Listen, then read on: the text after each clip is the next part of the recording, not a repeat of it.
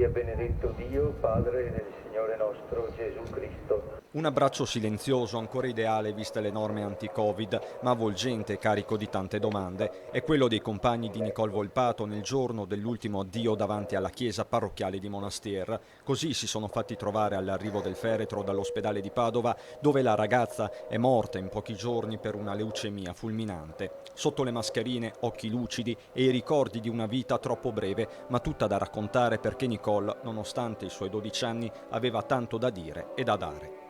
Le sue caratteristiche, che penso anche voi conoscete molto bene, sono date dalla sensibilità, bontà, dalla tranquillità e dalla semplicità. È una persona solare e disponibile ad aiutare chi si trova in necessità. 200 le persone in chiesa, tutte distanziate, centinaia anche all'esterno, dove forze dell'ordine e volontari hanno consentito a tutti di dire addio a Nicole e di sostenere mamma Carmen, il papà Walter, la sorellina Alessia, le nonne Wanda e Vittoria. Un dolore composto e dignitoso il loro, come quello dei tanti bambini presenti, cui Don Luigi ha rivolto un appello. A voi, carissimi, il compito di continuare a volerle bene, impegnandovi soprattutto nello studio, nella preparazione, nell'impegno per i valori più grandi e più belli.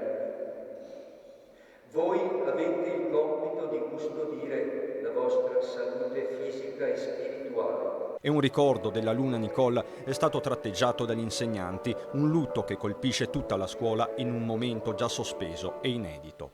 Voi ragazzi siete per noi come una seconda famiglia, dalla quale negli ultimi tempi ci siamo dovuti allontanare forzatamente.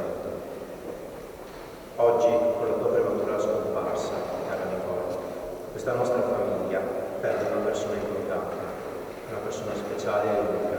L'ultimo saluto affidato dei palloncini bianchi e un applauso.